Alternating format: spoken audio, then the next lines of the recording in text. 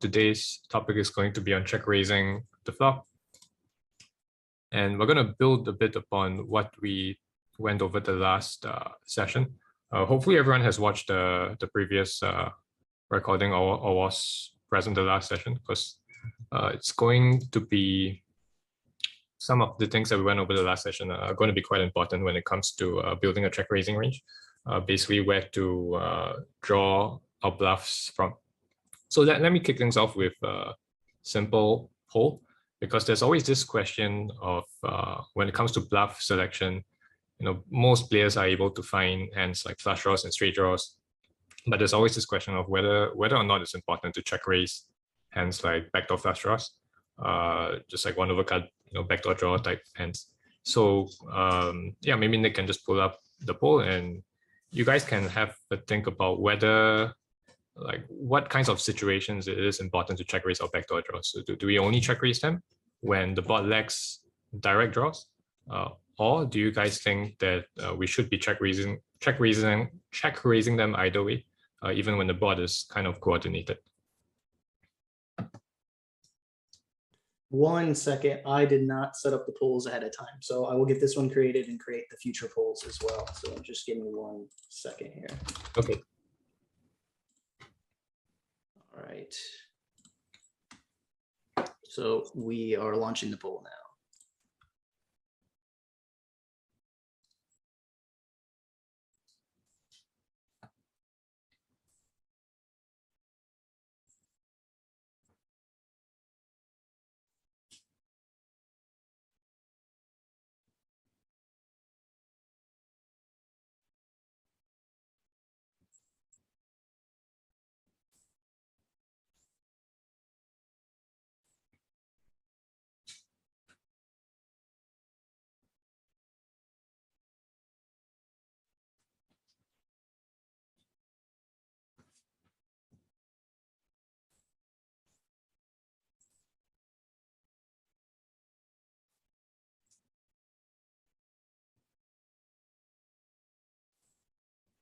All right, looks like we're pretty stuck on 16 submissions, so I'll go ahead and close the poll in 3 seconds. If you don't have any submissions, get it in quick.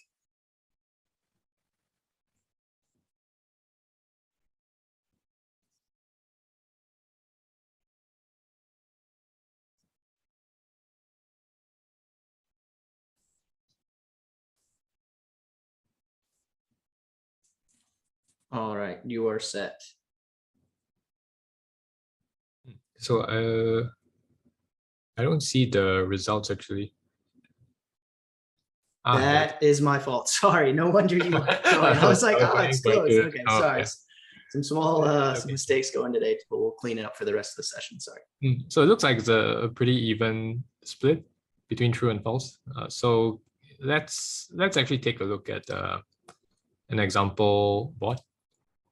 So basically, we want to look at a board where that's quite coordinated, because if you're looking at boards like, let's say, King 7 deuce rainbow, it's pretty obvious that we need to check raise like quite a bit of backdoors. Otherwise, there's not going to be enough bluffs to balance our value hands, because that's always the priority, to make sure that the value hands get paid off. And the only way to do that is to have enough bluffs in your check raising range. And typically, a good way to visualize how many backdoor draws you're check raising is, if you're using PO Solver, you can open up Range Explorer, and there's this little feature here. If you click on the check raising range, you can see the breakdown of your check raising range, and you can actually filter for certain types of hands. So if you click on all subgroups, it shows you the intersection between different hand classes. So what we can do is filter for no pair as well as no draw. And here it shows you that no pair, no draw is 41% of your range, which is not that surprising because the board is so dry. There's no like straight draws and flush draws. We're kind of forced into check raising our backdoor draws. But now let's take a look at a more coordinated board. So something like 10-6-3, where there are plenty of straight draws and flush draws to choose from. So a very common misconception is that if we have plenty of flush draws and straight draws, we don't really need to check raise any backdoor draws. And that is actually false, because as you can see here, if I pull up Range Explorer, and sorry, need to click on the check raising range. So this is a composition of your check raising range. And again, if we filter for no pen, no draw, you can see that no pen, no draw is still around 28% of our check raising range, which is quite a big chunk of it. Almost a third of our check raising range is comprised of these kinds of backdoors, and it's like Queen 9 with a diamond, Ace 5 with a diamond. So clearly it's not true that just because the board has plenty of flush draws and straight draws means that we don't need to check raise the backdoor draws. And this brings us to the question of what happens if we don't check raise these backdoor draws. And basically, what's going to happen is your check raising range is going to be too linear and too equity driven. If you're not check raising flush draws, and if you're not check raising backdoor flush draw, the remainder of your check raising range is just going to be hands like straight draws, flush draws, and all of those bluffs have a lot of equity. And basically, if that's what your check raising range looks like, in position is not going to have that much incentive to call, and his good hands are also going to be much more inclined to fast play, since you are probably not doing a whole lot of folding the times that you face a re-raise. So once you see this sort of response from in position, he starts rebetting more, folding a lot more of his hands that were previously indifferent. And now this becomes a great situation to check raise your backdoors, because these kinds of backdoor hands, they mostly just want to see a fold. They don't really care that much if your opponent is re-raising a little bit more, because they don't have that much equity to begin with. And the important thing is for these hands to get enough folds. Once they get enough folds, they're going to be leaning towards they're going to be check raising probably like almost all the time beyond a certain, once you pass like a certain threshold. And even if you are getting re-raised a little bit more, it's a trade-off that these hands are willing to make, because like I said, they don't have a lot of equity to begin with. So I have another sim that I've run beforehand. Basically what you can do is you can do a bit of node locking, and if you force, okay, I have to rebuild the tree, but it's only going to take a few seconds. And what will happen is if you force out of position to never check raise backdoors, and again you can do this quite easily with Range Explorer. The new node locking feature is much easier to use. So you can select all of the no pen, no draw hands. And what you can do is decrease the raising frequency, or maybe just bring it down to 0. And then you can lock all of these hands to never check raise. And when you run the tree, which I have actually done beforehand, right, what you end up seeing is a very different response by the in position player. So previously, when you make this check raise, and this is the GTO check raising strategy that includes a bunch of backdoors as well. In position, which is the button, right? I forgot to mention this is button versus big blind. Button is 3-betting 8% of the time and folding 35%. So when we take away all of these backdoors from our check raising range, what you're going to see is that button starts to fold much more. And he also starts to re-raise quite a bit more often. It's only a 2 or 3% difference, but in terms of the percentage increase, is actually quite significant. And once again, this is happening because our check raising range is way too strong. It's way too equity driven, and a lot of the hands that were previously indifferent, they're just not going to have enough incentive to be calling. And at the same time, if you think about the strong hands in positions range, right, hands like sets especially, they are going to be much more inclined to re-raise now, since so much of your check raising range has decent equity against them, right? Compared to previously when you were check raising all of these backdoor draws, in positions, sets, and like 2 pairs, it's not really that urgent for them to be like three betting and trying to fold out hands like ace-5 with the ace of diamonds, for example. Right? It's not really that urgent. You much rather just call and kind of hope that these hands pick up equity on the turn, and then you can go for the raise to put them in a difficult spot. Whereas if your check raising range is lacking those kinds of backdoor hands, then most of it is just going to be flush draws and straight draws, and in position can actually put these hands in quite a difficult spot by bumping up the check raising frequency. So you can see after I've rerun the tree and I've allowed in position to adjust. Now, when we go back to the check raising node, if you compare the EVs of hands like backdoor draws, hands like ace-5 with a diamond, what you'll see is that all of them are now much higher EV as a raise. So ace of diamonds, 5 of hearts, for example, it's worth 1.5 big blinds as a raise, but only half a big blind as a call. Same with all these hands like queen jack, queen 10 with a diamond, queen jack, for example, worth also around 1.5 big blinds as a raise, and calling is close to 0 EV. And of course, the reason why these hands are not raising is because we have forced all of them to pure call. Okay, and so maybe before I continue, let me just take a quick look at the chat just to see if everyone is following. Yeah, if you have any questions, just feel free to let me know. Okay, so that's the problem with not check raising backdoors. Your check raising range becomes too linear. In position will respond in a way that makes it better to check raise backdoors. Okay, and the opposite is also true. If you check raise too many, or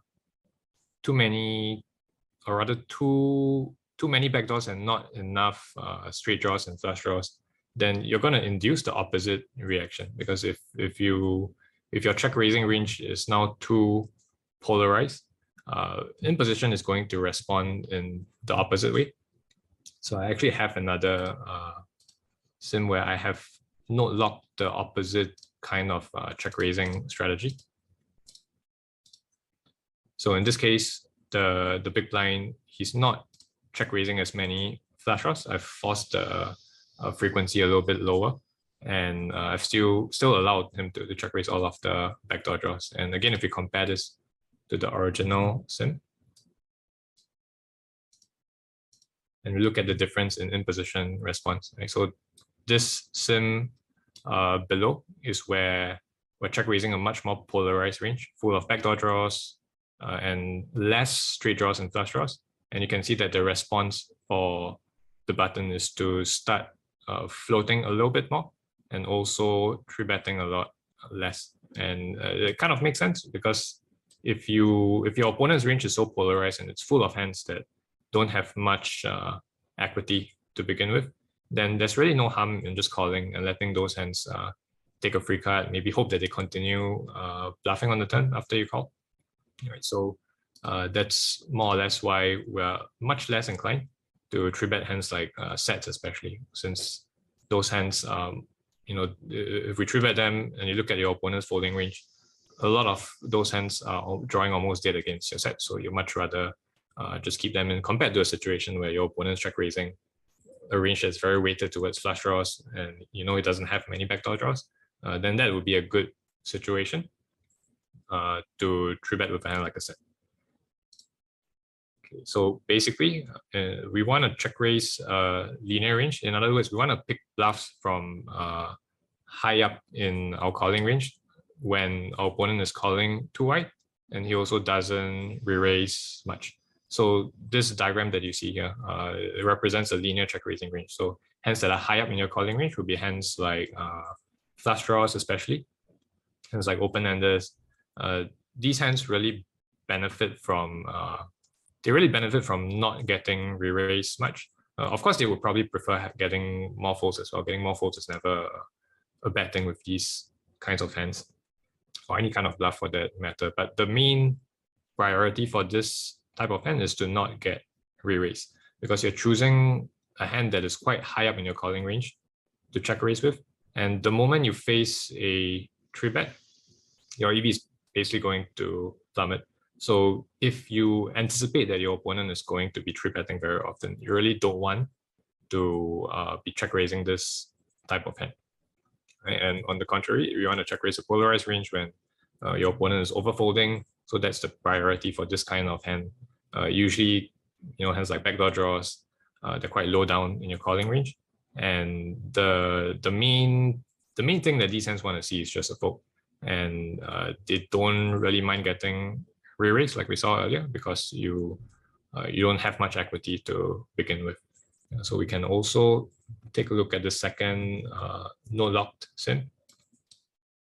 Basically this one where we make out of position check raise a very polarized range, right, full of backdoor draws and not that many flush draws.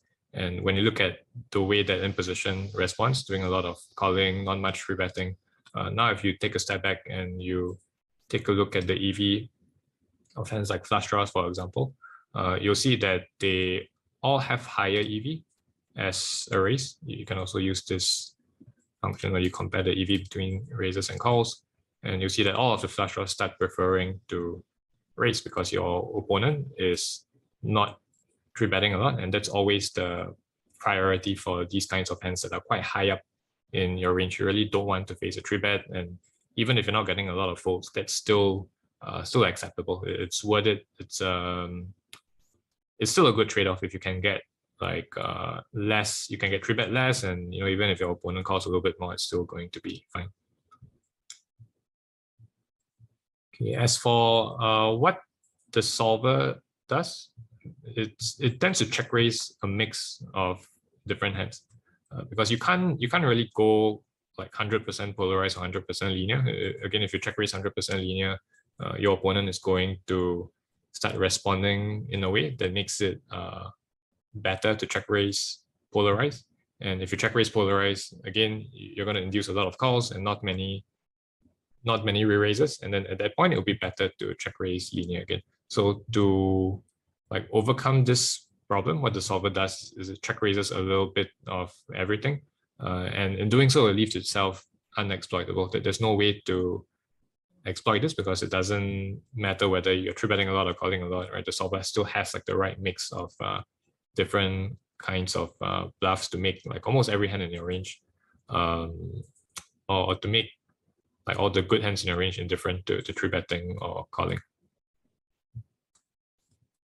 Okay, so let's talk a little bit about preflop as well, because this idea also applies to three betting and four betting, particularly when you are three betting from the big blind against early position, for example.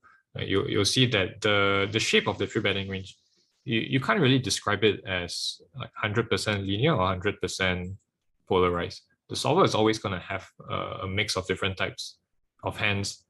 So it's going to have hands like suited broadways, for example. These hands, they're clearly very high up in our calling range.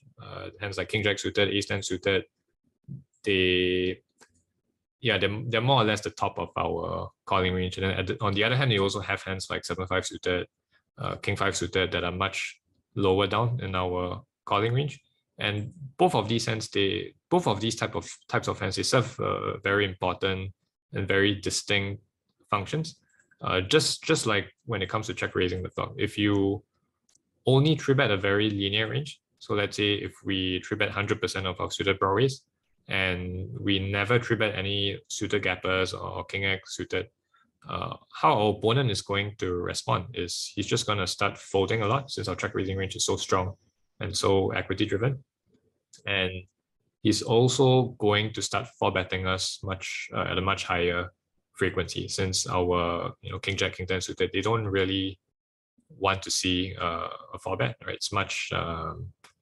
It's a much better outcome if our opponent just calls and we get to play post flop with a really strong range. And on the other hand, we also can't three bet a range that's completely polarized.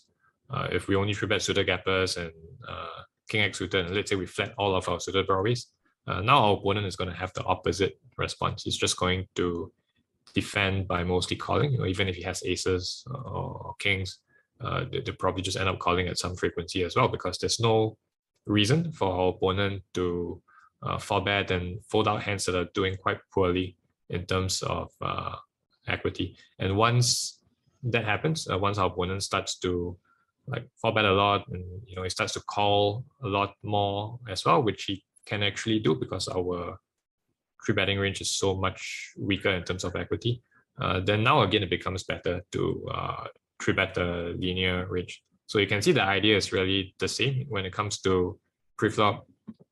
These suited broadways, they play the same role as flush draws and straight draws when we are check raising the flop. They basically discourage our opponent from calling too much and encourage them to re-raise a little bit more. And same for these kinds of suited gappers and king X suited. They have the same function as our backdoor draws when it comes to check raising the flop, in the sense that they encourage our opponent to flat a little bit wider, and also they discourage him from re-raising too much. Okay, so let's do a quick poll. We've talked about situations where our opponent is overfolding versus our check raise, and also three betting a little bit too much. In that case, it's pretty clear we want to be check raising polarized. We've also talked about what happens if our opponent is calling too much and not three betting a lot. In that case, we definitely want to go linear.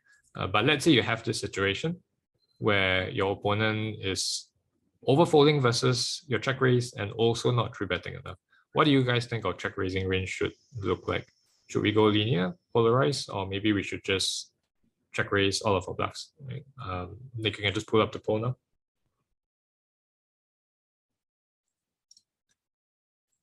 And I'm just gonna take a look at the chat.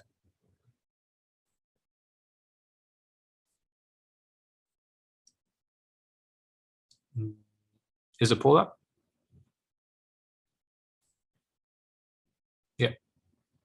There we go. Sorry, slight delay. Yeah, so we'll just give everyone 15, 20 seconds. Yep, and I saw there was a question in chat, so I'll let you address that.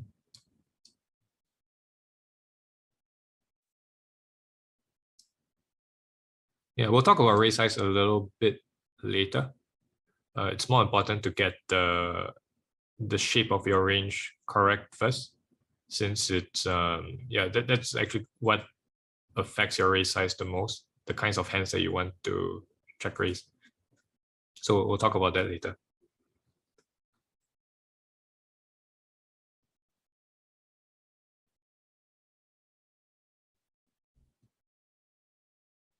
All right, we'll give it 3 more seconds to see if the last couple people submit an answer, and then we'll close in 3, 2, and 1. And I'll get the results up there for you.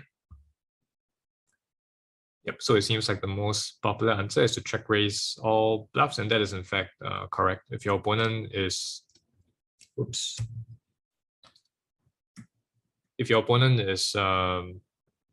first of all overfolding versus your check raise and also not three betting a lot, then there's really not much reason for you to there's nothing discouraging you from just raising all of your bluffs, because you get to, not only do you get to profit from a bunch of direct folds, but also even the linear part of your range is not going to it's going to be pretty happy about check raising, since again the main thing to look out for when it comes to hands like straight draws and flush draws is that you don't want to get three bet that much, and in this case there's even an added bonus of your opponent overfolding, so there's really no reason to be to not check raise hands like flush draws and straight draws. And then same for your backdoor draws as well. The main thing that they're concerned with is getting enough folds. So once your opponent is overfolding, there's really nothing much that's stopping you from just check raising all of your backdoor flush draws. And again, it's just an added bonus that your opponent is not three betting much. It's going to be slightly better for your hand, but probably doesn't make that big of a difference either way. So the correct answer is it is in fact C, to check raise all of our bluffs. So this is the matrix of responses against different kinds of opponents. So far what we've seen is that if our opponent is folding too much, three betting too much, we want to check raise a polarized range. If he's calling too much and not three betting enough, we definitely want to go linear. And in the previous poll, we saw that we just want to check raise all of our bluffs if our opponent is folding too much and not three betting enough. And hopefully you guys can see that the opposite is true as well. If our opponent is calling too much and also re-raising too much, there's no incentive whatsoever for us to be check raising our bluffs. Our flush draws, straight draws, they'll be much happier just calling and seeing a turn, because the times that we raise, we're going to get three bet a lot, so we don't have much incentive to be raising. And same with the backdoor draws as well. Again, the most important thing for those hands is to get enough folds, but now our opponent is actually over calling. Queen, we had a question come in while you were talking about the poll, and it was from Amari Love asking, are you able to click on the Q&A and read it from there? When you check raise all of your bluffs, so the question is, when you check raise all of your bluffs on the flop, how do you decide how often to continue barreling on the turn? So we'll be looking at this the next week's session.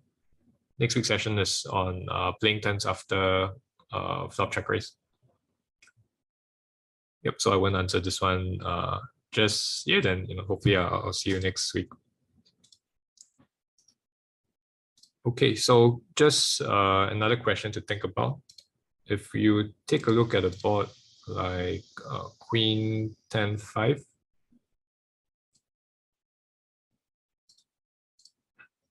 so this one's also kind of a coordinated board, right? It's a flush draw and a bunch of straight draws as well. And what we've seen so far is that it's pretty important to check raise our backdoor draws, no matter what the board is. Since if we fail to do that, then our opponent can just start folding a lot and re-raising a lot.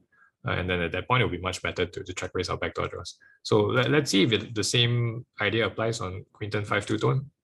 We can once again open up Range Explorer and filter for no pen, no draw. And what you'll see is something quite surprising, which is that no pen, no draw doesn't really make up that big of a part of our check raising range. In fact, it's only 7.5%. And yeah, it seems kind of strange because if we've just talked about the problem of not check raising enough backdoors. So why do you guys think that it doesn't apply on this texture? Why doesn't our opponent just start folding a lot and re-raising a lot, given that our check raising range should be quite linear? If we're lacking the backdoor draws, it's just going to be looks like it's just going to be mostly straight draws and flush draws. So why isn't our opponent just massively overfolding and just going crazy with his three bets? Yeah. So if anyone wants to, if anyone can think of why that is, you can just write your answer in the chat. And maybe let me give you guys a clue as well. It has to do with what we talked about the previous session, which is the aggressor's the amount of offsuit one pair that the aggressor has. So since this is button versus big blind, you can see the button has a ton of 9x offsuit and above. So since the board is Queen 10-5, it's going to have like a whole load of Queen X offsuit, 10x offsuit, and this basically makes the big blind defend much tighter on the flop. It's not really calling stuff like ace high. Yeah, so that's the hint I have for you guys. I mean, he is calling ace high, but only those with like the very best backdoors. Yeah, so anyone want to give it a try?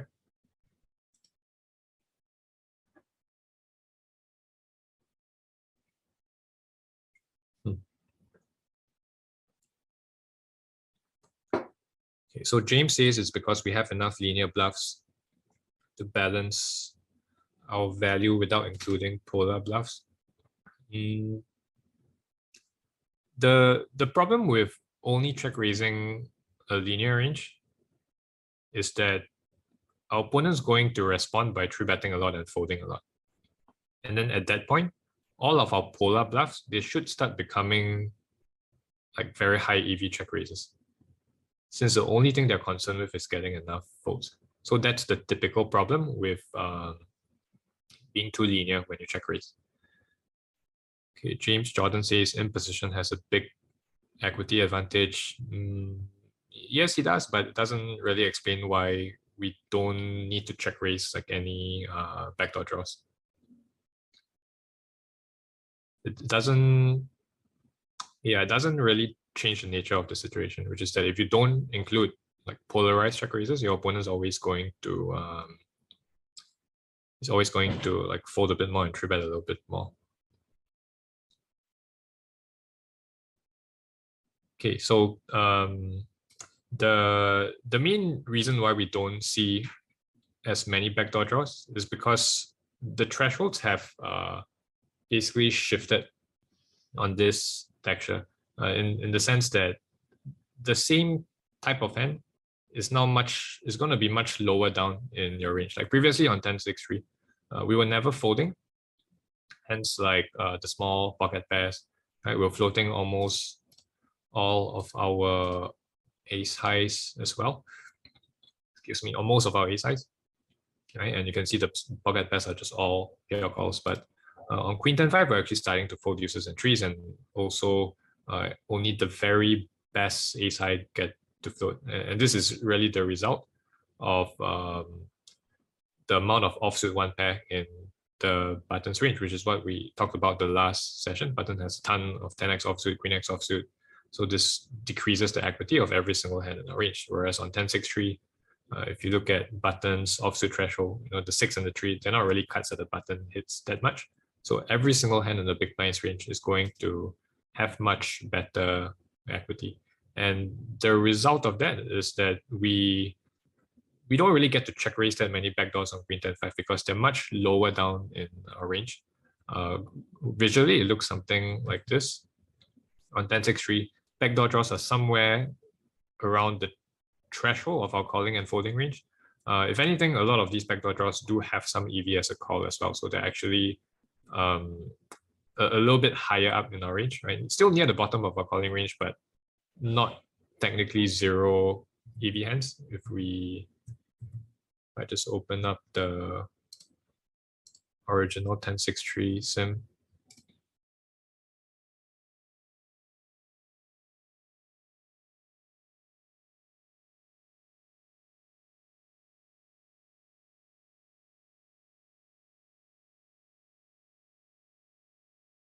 And same with hands like ace 5, ace of diamonds, they also work about half a big blind. Whereas on Queen 10-5, if you do the same, what you're going to see is that all these ace high with backdoor hands, they're basically zero EV hands. So they're actually much lower down in our range. And we don't get to check raise those hands because if this is what our range looks like and the threshold between calling and folding is now weak one pair, hands like deuces and threes, then backdoor draws would actually be below that. Right? A lot of these backdoor draws are below the call fold threshold, and it doesn't make a lot of sense to check raise those hands when we could always improve upon our strategy by choosing hands that are a little bit higher up in our range. There's no reason to draw bluffs from like hands that we would otherwise be folding. It's just not a very efficient way to organize your range. So the important thing to understand here is that the thresholds are going to shift depending on the board texture. And if you have a board like this that's really good for the button, and button has all of this offsuit one pair to the board, and all of your hands, all of the floats that you have, they're much lower in equity now, then the polarized part of your range is actually going to consist mostly of weak one pair. Okay, so James Jordan asks, aren't the backdoor hands always near this threshold on all parts? Yeah, they're actually below the threshold, right? Which is why we don't check raise them. On 10-6-3, they were above the threshold for sure. Which is why you see like so many of them in the check raising range. Yeah, but here it just works a little bit differently. So how do we know how high up in our range we are? Right, there's a few ways you can do this. What we did earlier was look at the EV map, and then we can see that the backdoor hands, they have a lot more EV on 10-6-3 compared to Queen 10-5. But an even easier way is just to look at the solver's response facing a 3-bet. So for example, on 10-6-3, let's say you check raise here and you face a 3-bet. you can see all these backdoor hands, right? They're just basically pure folds. So it kind of shows that these hands are bottom of our range check raises, whereas the more linear check raises, they're either going to be pure calls or some of them are going to be mixing as well. So hands like flush draws, they're always continuing, and that kind of signifies that these hands are much higher up in your calling range. Otherwise, they would just be mostly folding. So this is yeah, that's where the kind of shows you where the thresholds are on 10-6-3, whereas on Queen 10-5, let's say we do the same thing. So we check raise here and we face re-raise. You can see the thresholds are a little bit different because now we have an extra class of hands that are pure folds versus the 3-bet. And these are basically your 5x hands, specifically your weaker 5x, and also hands like deuces and threes with the backdoor. This actually comprises of your check raise folding range, right? The polarized part of the range you're check raising actually comprises of mostly these hands, and there is like the occasional backdoor, but you don't really need so many of those hands because everything is kind of devalued on this board.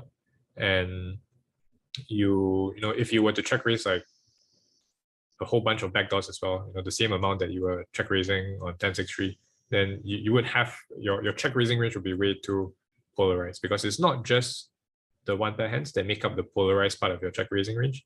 It's also hands like gut shots. You have hands like 8-9 offsuit that are actually much weaker on this type of board. You know, 8-9 on Queen 10-5 is a much weaker hand compared to something like 8-9 on 10-6-3, because the times that you hit your pair, for example, is not going to be good very often. You know, when you check raise and you get called.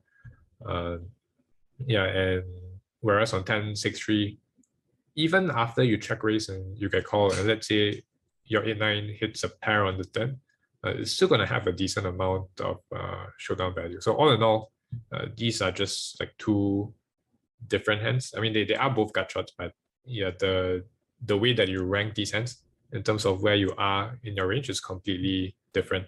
On Queen 10-5, 8-9 it makes up the polarized part of your check raising range, whereas on 10-6-3, it's actually, I would say, somewhere in the middle. It's not completely linear, but it's not completely polarized as well. Yeah, so same for these one pair hands, right? They are much higher up in your range on the board like 10-6-3, but on Queen 10-5, they are, you can see the pure, at least the combos without the backdoor flush draw, they're more or less pure folds versus the 3-bet. So everything's really the same. The ideas are all still the same. It's just that the thresholds have shifted, and so you actually don't see as many backdoor draws that are check raising. So that the main takeaway is that instead of asking questions like when should I check raise my backdoor draws, when should I check raise my one pair hands, right? It's more important to consider where this threshold is, the threshold between your calling and your folding range specifically. And once you can figure that out, everything kind of falls into place. Like on Queen 10-5, you would know that it's actually your weak one pair that serves the purpose of your polarized check raisers, right? They're basically hands that encourage your opponent to float a little bit wider and not re-raise that much, right? Whereas on 10-6-3, they kind of serve a very different purpose because they're much higher up in your range. Okay, so just a quick poll before we continue. So button versus big blind, we check raise 7x on King 7 deuce rainbow. What do we do facing a 3-bet? Do we call, do we fold, or do you guys think it's a mix?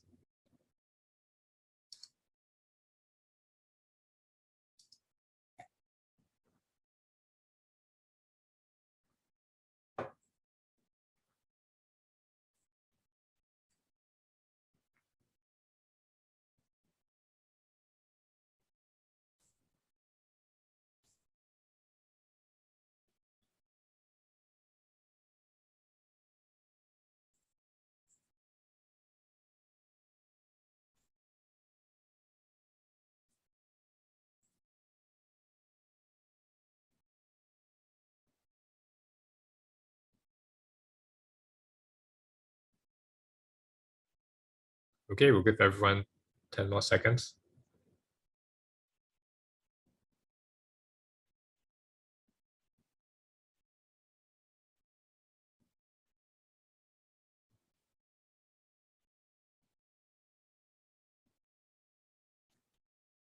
Okay, so the most popular answer is mix. So to be honest, this one kind of depends on your parameters. If you make the tree bed size big enough, for example, for sure it's going to start folding a little bit. But generally speaking, for a normal, if your tree bed size is like a normal size, you shouldn't really be folding hands like 7x and deuce x facing the tree bed. So let's say we check raise here. We face this tree bed, which is about 2.5x. You can see 7x and deuce x are basically pure calls. And this ties into understanding where exactly you are in your range. So if you try to visualize the same diagram for a board like King 7 deuce rainbow, you'll realize that you don't really have any flush draws and straight draws here. And also the threshold between your calling and folding range is actually quite low in the sense that this is a board where you're going to be floating a ton, because as we talked about in the previous session, on boards with multiple cuts 7 and below, button doesn't have much offsuit one pair, so big blind gets to float like a whole load of ace high, and of course it also helps that the board is very disconnected and there's also rainbow. All these things give like ace high and even queen high quite a bit of equity, so you can see queen jack even calling at some frequency. So the effect of this is that the hands that are near the bottom of your range are all pretty much backdoor draws. But at the same time, you can't only check raise your backdoor draws, because if you did, then your opponent would just start calling a ton, and he's basically never going to re-raise you. And then at that point, it would be quite bad to check raise your backdoor draws, since again, the most important thing for these hands is to make sure that you get folds. With a hand like Jack 10 offsuit, for example, the main thing you want to see is really just a fold, because you don't have that much equity to improve. So if your opponent's not folding enough, then it's going to be pretty bad to check raise this type of hand. And when you're looking at the linear portion of your check raising range, instead of using hands like flush draws and straight draws, we're kind of forced to use one pair hands. So hands like 7x, deuce x, they serve the purpose, they serve the same purpose as flush draws and straight draws on most boards, which is that they give your opponent a little bit of incentive to three bet you, and also to discourage him from floating too much. Because again, if you don't check raise these hands, your check raising range is way too polarized. Your opponent is going to start floating a lot, not three betting much, and then now it becomes really good to check raise hands like 7x. Yeah. So again, it's the same. The structure of your strategy is still the same. It's just that you use different hands to the linear part of your check raising range is made up of different hands instead of flush draws and straight draws, which you don't have here. It's actually comprised of hands like 7x. So once you understand that, you also realize that you can't be like just folding all of your 7x and your deuce x on this kind of texture, because your check raising so many backdoor draws, and almost all of the backdoor draws are just going to be folding versus a three bet. You can't really be floating out of position, with stuff like 9-6 of spades, and this really makes it even more important to call hands like 7x and deuce x. Otherwise, you're just going to be like way over folding. There might be a little bit, it might start to mix in some folds as the three bet size gets bigger, but against like a reasonable three bet size, really shouldn't be folding these hands. Yeah, and this also brings us to how we determine our check raise size. On Queen 10-5, for example, you can see we were going for a slightly bigger size. So the bigger size here is 4x and the smaller one is 3x. There's a very strong preference for the 4x size, whereas on King 7 deuce, there's a clear preference for 3x. And this really has to do with the types of hands that we are check raising. So hands like 7x and deuce x, they don't want to check raise too big. because it's really going to hurt the amount of thin value that you get once you go beyond a certain size. So let's say you check raise so big that your opponent starts to fold, hands like pocket threes and pocket fours, right? That's going to be a disaster for hands like 7x because they need every bit of thin value that they are able to get. And yes, they're getting a little bit of protection, but that's really not enough to justify check raising to such a big size. So what we want to do with these hands is size down a little bit to have a little bit more equity the times that we are called. Right, 7x, USX are quite sensitive to the bet size that you are choosing. So because they prefer the smaller size and because we're check raising so much of it, a lot of our strong hands, including like top pair and hands like sets as well, they're going to size down in order to, in a way protect your 7x hands. So although strictly speaking, a more accurate way of looking at this is that if you start check raising small with your 7x and your deuce x, your opponent will start three betting a lot more, and then your strong hands will have decent EV as a small check raise as well. So eventually everything ends up check raising for the smaller size.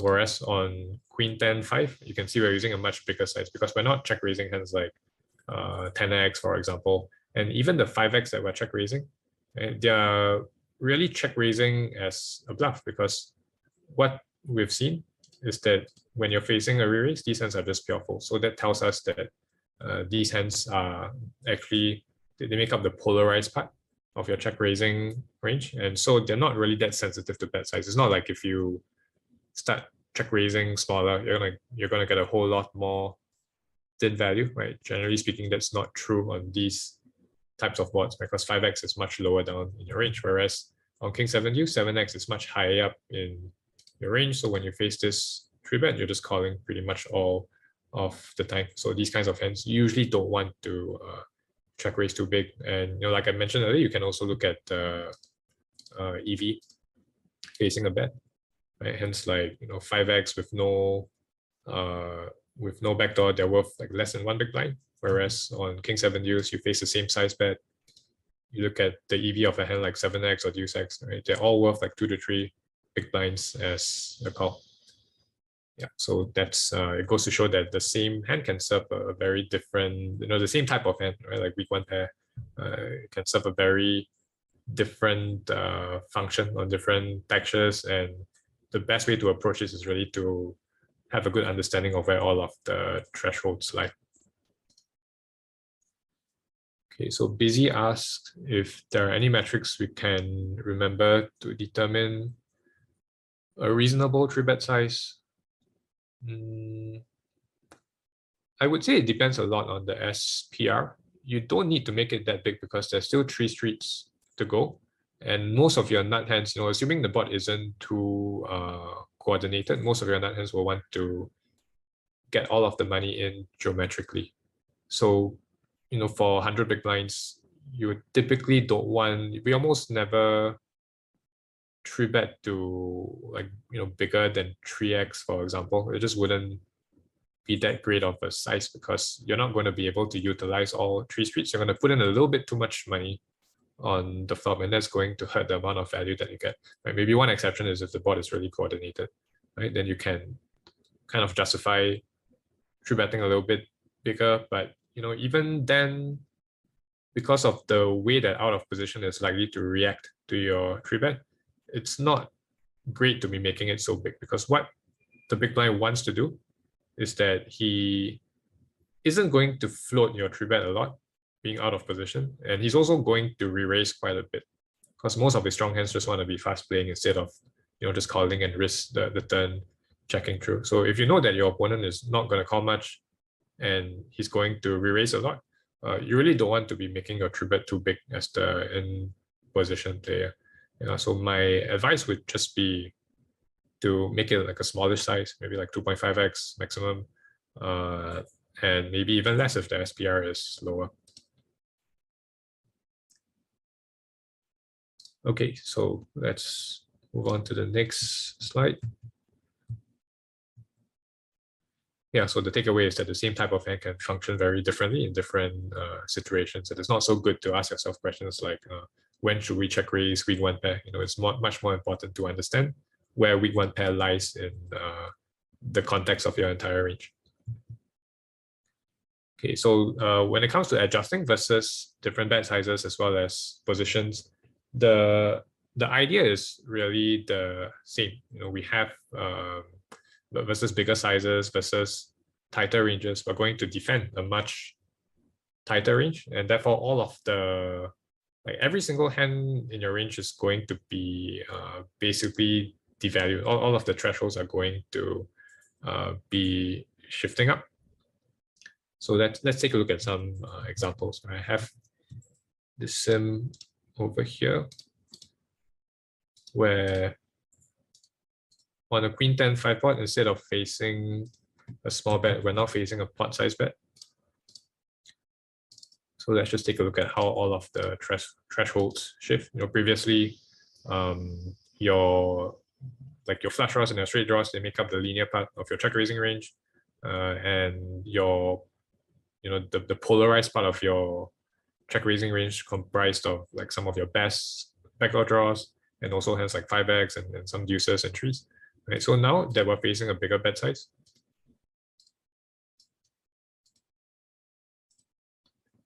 you can see that the thresholds actually shift by quite a bit.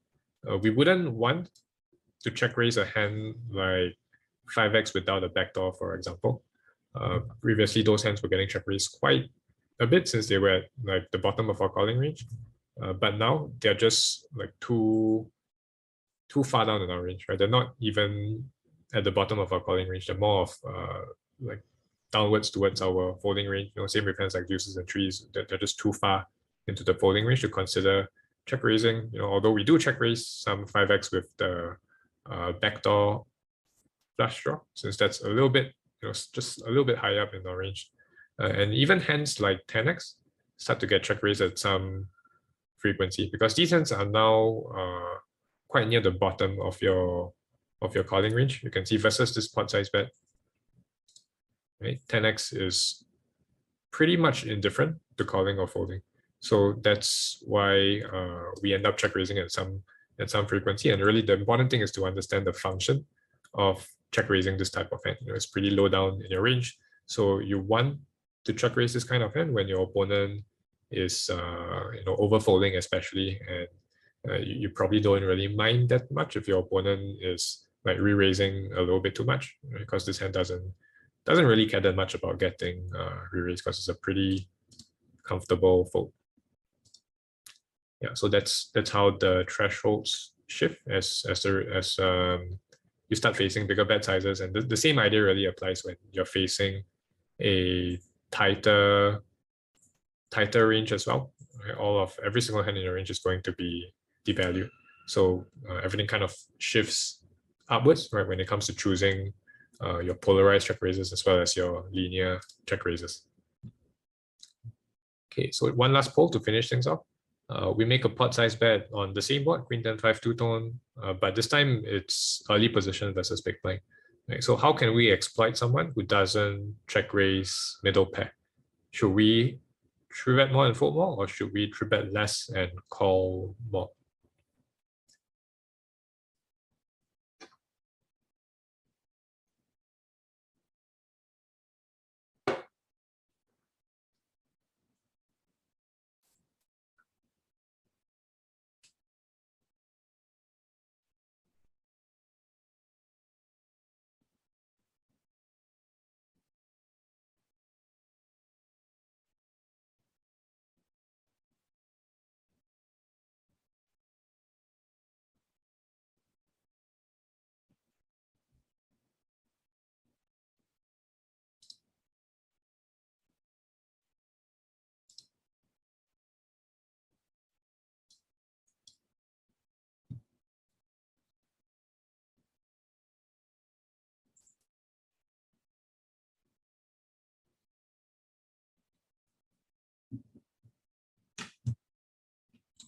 All right, any last second entries? Can I close it up in 3, 2, 1.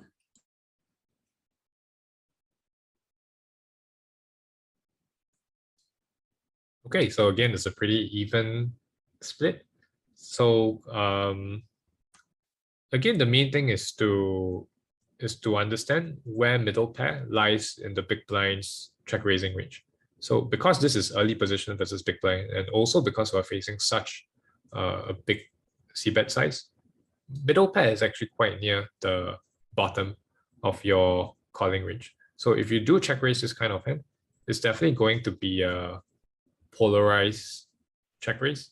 And if your opponent is lacking these kinds of hands, so let me pull up a sim where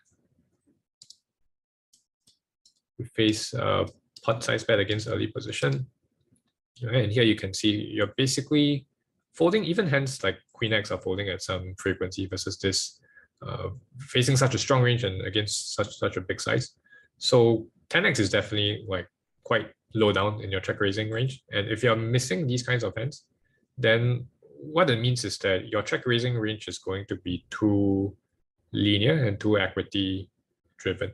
So to answer this question, if someone doesn't check raise hands like middle pair and bottom pair as well, I think bottom pair might be a little bit too low down in the range, although the combos with the backdoor still get check raise sometimes, right? So these hands, they serve like a similar function as hands like 10x with the backdoor.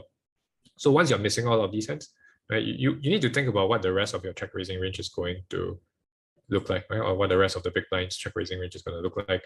It's basically going to be hands like flush draws and straight draws, and most of these hands are going to have like decent equity against your against the good hands in your range, right? If you have something like a set or a two pair, it's going to make you much more inclined to 3-bet the flop, right? Compared to a situation where your opponent is also check raising hands like 10x with backdoor flush draw. So the answer is actually to start 3-betting more and fold more, and we're really doing this because our opponent is too linear. He's lacking the polarized part of his range, right? Which gives us like much more reason to be like 3-betting him off of his flush draws, and also folding a bit more because his check raising range is too strong. So you can actually prove this again by doing a little bit of node locking. And I have actually done this beforehand as well. So what I've done in this sim